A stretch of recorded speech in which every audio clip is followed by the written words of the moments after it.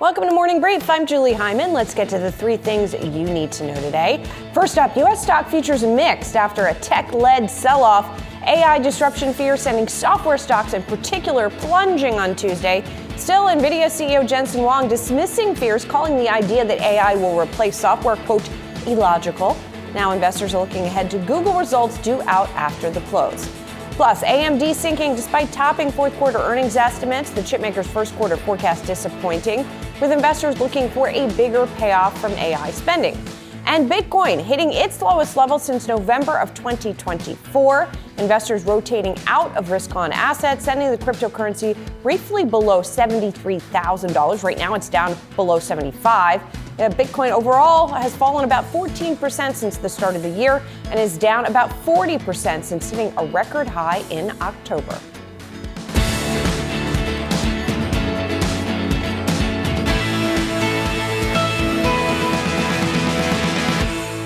Let's get a check-in on stock futures where we do have this mixed picture. So even though we've got the Dow and the S&P bouncing back a little bit, the NASDAQ is still under some selling pressure. Dow futures right now indicating a gain of about a tenth of 1%. S&P futures not even that. NASDAQ futures down 0.4 of 1% after we had a very sharp software sell-off yesterday. There didn't seem to be a single precipitating event, although some fingers were being pointed at a new Anthropic product that was rolled out. It wasn't even rolled out yesterday, but it seemed to get more attention yesterday, and really highlighting some of the concerns that are already in the market about how much AI will be able to replace software. You heard those comments from Jensen Huang saying, doesn't make sense that would happen. And we indeed have had various analysts here on the show pushing back against that notion and saying there will be a place for enterprise software for the foreseeable future. Some of them calling the sell-off that we had been seeing even before yesterday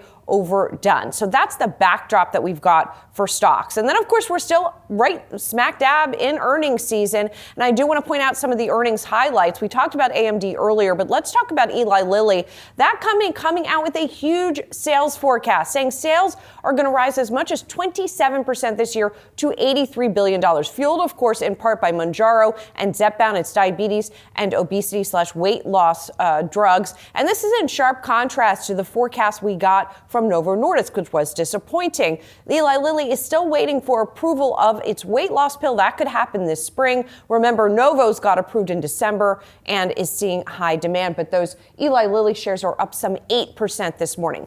Then let's talk about Uber, because they have a new CFO who is an internal executive getting promotion. That's Balaji Krishnamurthy. He is really an autonomous vehicle proponent, so signaling, of course, Uber's expansion into that area. That executive change will be effective February 16th. The prior CFO is leaving after less than 3 years on the job for another job. As the company announced this, the backdrop is not a great forecast here, not great numbers. Adjusted earnings per share this current quarter, the company is forecasting at as much as 72 cents. Analysts had been looking for 5 cents above that, and the EBITDA forecast also fell short. That said, fourth quarter gross bookings rose by 22%. The company's first quarter gross bookings is going to be as much as $53.5 billion, and they've said they'll accelerate more this year. So the shares had been under pressure. Right now, they're up about 0.5%. And then let's get to Chipotle. That company reported earnings after the close. Comp sales will be about flat this year, they said, after they fell in 2025 for the first time since Chipotle went public, including a 2.5% drop, by the way, in the fourth quarter as part of that full year drop. The stock was down 39% last year. Now, the company's trying to turn it around.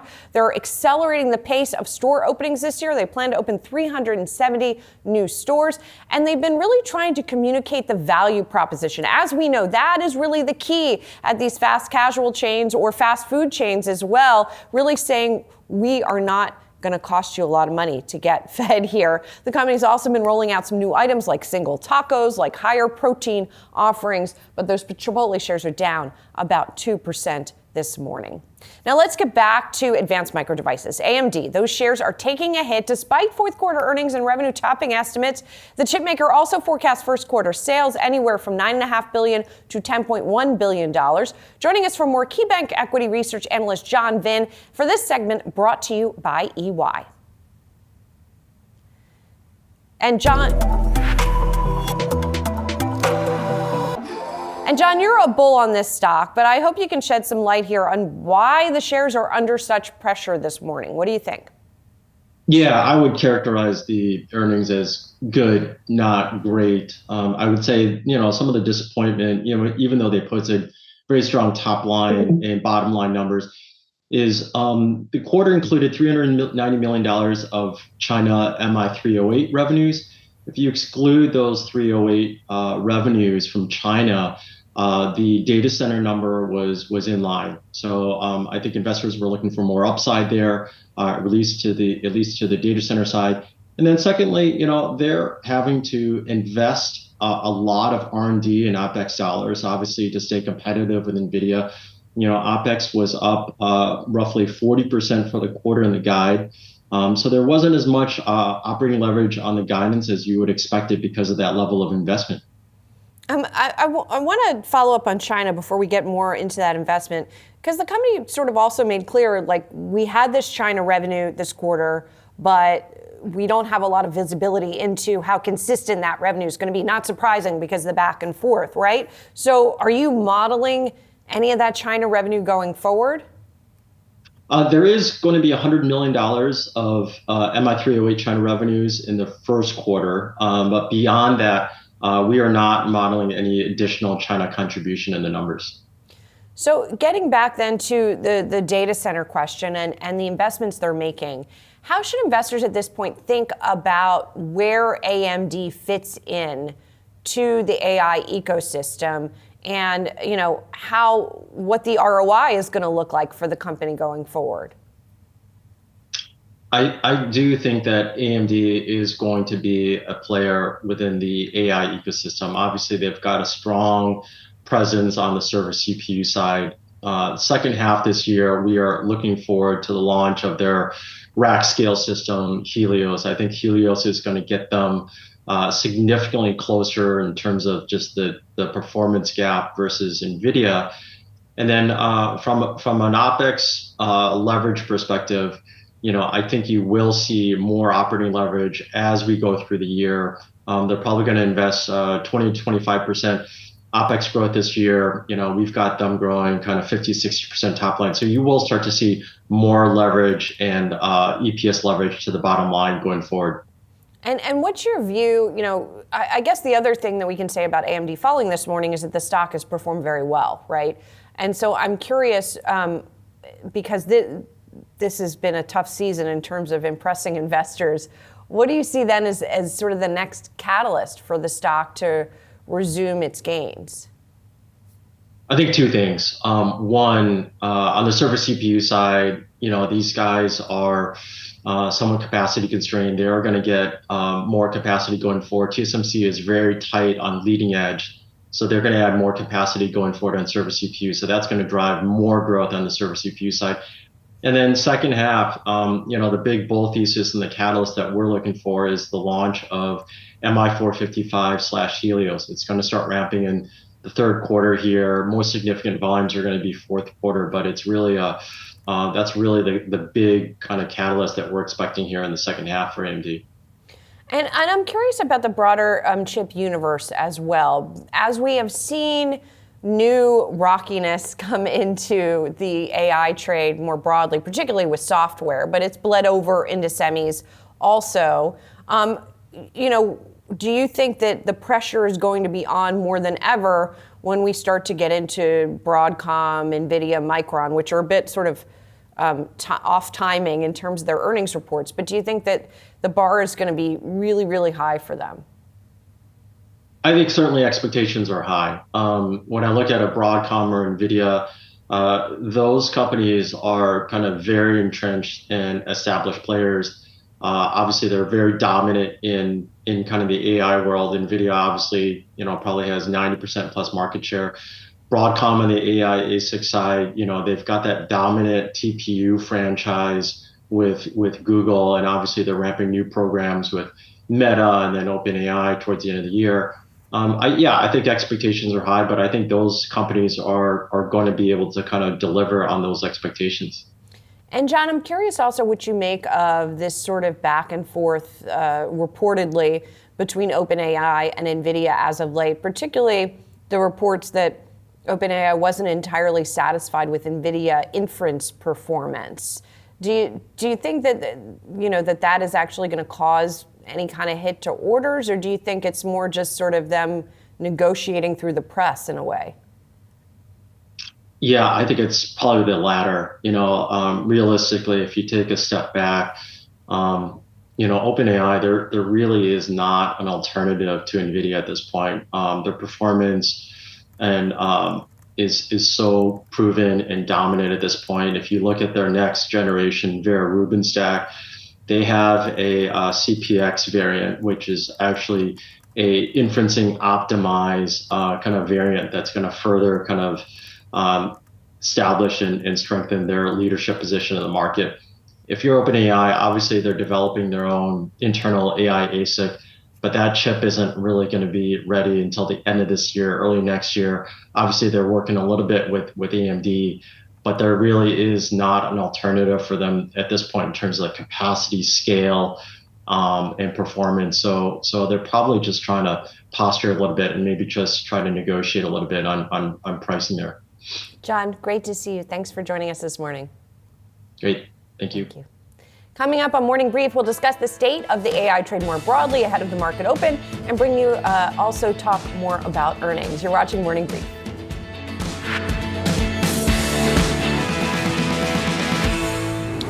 A Yahoo Finance analysis reveals Federal Reserve Chair nominee Kevin Warsh never dissented while he was a governor on the central bank. Federal Reserve correspondent Jennifer Schonberger joins me now with a closer look. Interesting here. Discovery, Jen.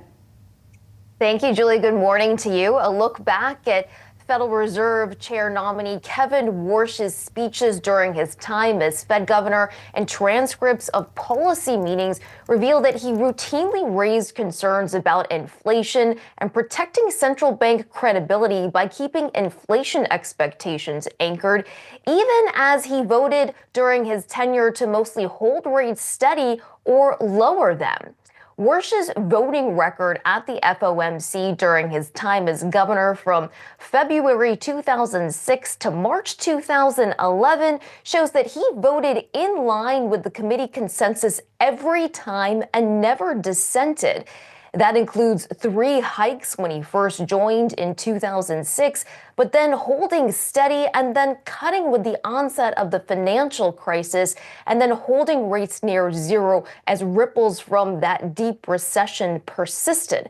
In fact, back in December of 2006, Warsh voted to hold rates steady after hiking in the first quarter of that year, even as one of the regional Fed presidents at the time, Jeffrey Lacker, dissented to raise rates that month.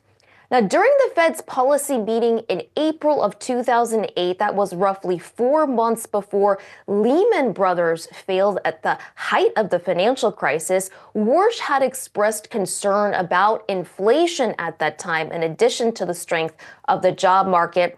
While Warsh did vote in favor of a 25 basis point rate cut at that meeting, he warned that continuing to cut rates could encourage the perception that the Fed has a greater tolerance for inflation that is prudent, which could push up inflation expectations. Now, Warsh was also vocal during his tenure about protecting central bank independence by protecting and keeping in check inflation expectations, but also by not falling to quote-unquote whims of politicians.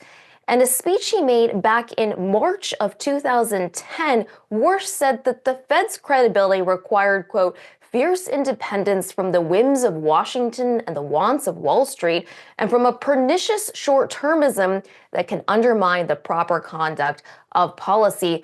Now, a couple of former Fed officials I did speak to said perhaps we shouldn't read too much into Warsh's voting record, because at that time, it was not in vogue to dissent by Fed governors out of deference and respect to the Fed chair.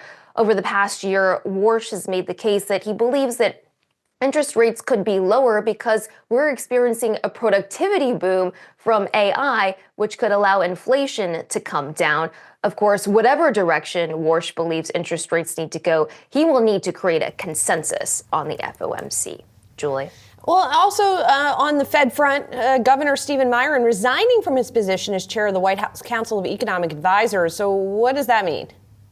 Right. So rewind the clock back to his confirmation hearing, and Myron had made a pledge that he would, if he stayed on past January at the Federal Reserve, step down from his position of Council of Economic Advisors to the president. Recall, he has been on unpaid leave in that position for the past 5 months under the auspice that he was only serving out the remainder of former Fed Governor Adriana Kugler's term, which expired on January 31st. Now that he is staying on past that as we await the confirmation process for Warsh to be confirmed as chair of the Fed, as we await to see whether current Fed chair Jay Powell will step down as governor after his term as Fed chair expires. Looks like Byron expects to hang out there for a little while longer. We shall see. All right. Thanks a lot, Jen. Appreciate it. Investors have been closely watching what Kevin Warsh as Fed chair means for the markets. My next guest says a Warsh chairmanship will be constructive for stocks, potentially. Brian Levitt is joining us. He's Invesco's chief global markets strategist. Good to see you, Brian. Now, the folks I've talked to have said, and I think that you agree with this, that the sort of perception of Warsh as a hawk is a little bit misplaced. If that is the case, then what are the implications for the market? Well, I'd say the first thing is the good news is that the market is geared up for some rate cuts upcoming. So that's a nice place to start. Inflation expectations have been moving up a little bit, but still I would categorize them as price stability and generally contained. Look, I think you can paint Warsh, you can project on him what you want to project. We heard him being overly hawkish in 2010, which I did not agree with at the time. And we hear him now saying, that he has a belief that productivity gains are coming in a meaningful way that will prevent inflation. So again, you can project either on him. I expect him to act relatively in line with what the current market expectations are. That would be a move towards 3% on the Fed funds rate. What the timing is and what what each meeting is going to look like, we'll see. But ultimately, I think we're heading towards that neutral rate. So, how many cuts does that imply this year? And to your point, does it matter whether it happens this year or just the total until they are at the sort of completion of this cutting cycle? I'm not sure if the exact timing of it matters. You may have some change in leadership depending on which way the wind blows in terms of where the Fed is going. So if the Fed disappoints the market with regards to rate cuts, then obviously that'll be less beneficial to small caps over a shorter period of time, or perhaps cyclicals over a shorter period of time. But ultimately, when we're looking out over the next 12, 18 months, expectation is a move towards 3%. That benefits the more rate sensitive parts of the market and continues to benefit the more cyclical parts of the market.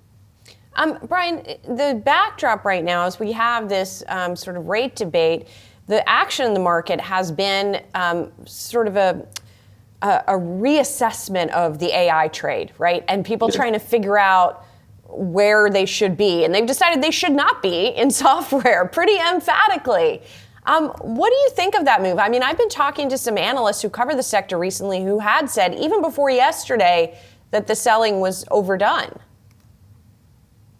Yeah, you're getting to a point where this probably seems overdone. Clearly there's concern about what some artificial intelligence programs are going to mean for different software businesses, but we've seen some names taken out pretty significantly. And let's remember, you got to think about IT groups at different organizations. Are they ready to make meaningful changes? Are they ready to really disrupt the models that they have on hopes or expectations of what AI can deliver? So some of that starts to get overdone. What we've been telling people even coming into the year is look, let's start to diversify away from some of this AI trade. And what we watch is leading indicators of the economy. We watch inflation expectations. We watch where the Fed is ultimately likely to go. And all of that suggested to us a broadening of a market and a weaker dollar. So our message to investors has been, moving down in capitalization, moving into more cyclical sectors, looking outside the borders of the United States. And what that allows is you can create a better value portfolio. Now, better value portfolios don't always work, but they certainly work when the global economy seems to be gathering some momentum. And that's precisely what has happened. And it's helped to diversify from some of the risks that existed, whether that's in the software sector or other parts of the so-called AI trade where expectations perhaps just got a little too high. So, Brian, just quickly, when you're talking about cyclical sectors, we've already seen some of those pick back up. We've seen materials pick back up. We have seen industrials certainly pick back up. Are those the kinds of groups you're looking at? Yeah, those are the kind of groups we're looking at. Little bit of a rough start to the year to financials as well, but all of that is part of this same trend. I mean, one of the things that I was really interested in seeing and really validated the way we're seeing things is the ISM manufacturing index get up to 52, and the new orders component very strong. The prices paid component not concerning. I mean, all of that is bullish for risk assets, and it's bullish for an environment where it's not just the same 5 or 7 names winning like we saw in 2024. So I expect this broader market to continue, and I think investors will benefit from an improving backdrop, and not only in the U.S. but also to some extent in Europe and plenty of parts of the emerging markets. We'll be watching it. Good to catch up with you, Brian. Thank you. Always good to see you. Thank you.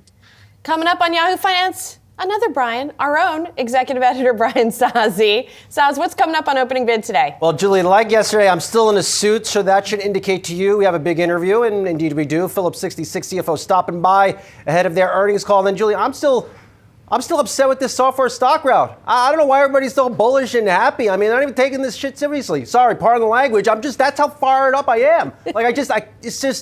You can't just come on here and say we're bullish on stock when you see software stock getting obliterated by 20% over the course of an hour. That's not right. It's not right. Well, we'll see whether they bounce back today. I know you're going to be talking about it. So I see. Thanks, Saz. Much more coming up on Yahoo Finance. Stay with us.